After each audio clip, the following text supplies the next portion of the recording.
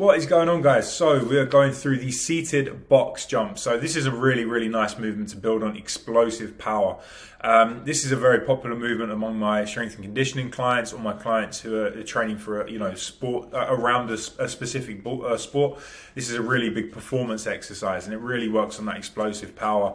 This can be very beneficial to coming out the bottom of a squat if you sort of feel like you're the sort of person who, obviously, there's a massive part of strength that comes into the barbell back squat, but maybe that initial power coming out of a squat, you feel like it's a bit slow, it's a bit stagnant, it's very sticky getting out of the bottom. This can also help that as well. This helps performance athletes get from point A to point B a lot quicker. This is from like a very static to a very explosive, fast-paced movement. So this can really help athletes, but it can help the general population, and it's very tough. So it's a big one on the cardiovascular system, and it's big on endurance as well. So it's a really all-round exercise.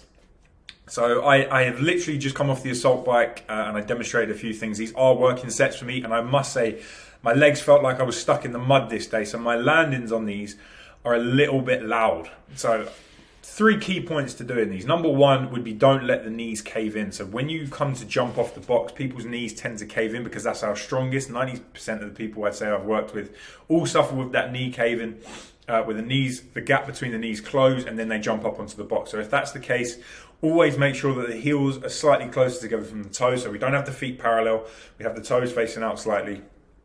And just be sure that when you drive up, you throw your arms into it and you keep the knees driving apart. Don't let that gap close. Secondly, land softly. So that was what I was talking about.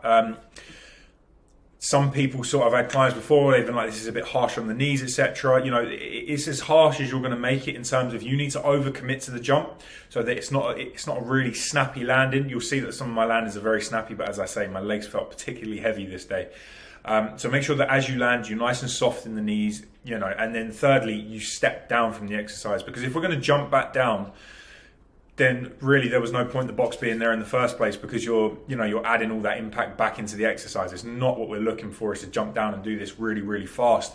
A good pace, obviously, but jump up, step down nice and safely. Definitely, do not be jumping down, because that's where injuries can occur, etc. And it's a very safe and a very fun exercise to do, and you will feel a lot of benefit from this exercise. So let's show you a couple of demonstrations.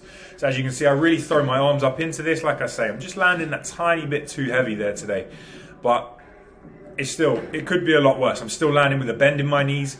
I've still got that little bit of give, so that I'm not putting a big shock through my legs. It's a nice, easy, soft land. I'm stepping down nice and safely. I'm resetting, making sure that I feel like I'm comfortable, ready to explode. Knees aren't caving in. I know you can't see it too much from this angle, but that was absolutely the best that I could get on this day.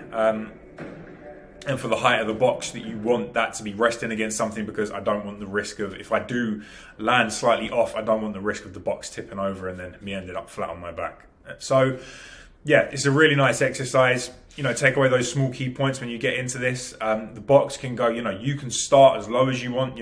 This is like a really good example for the height of the box in which I'm using, but you can start on like the small exercise steps and stuff like that when you really want to build that explosive power.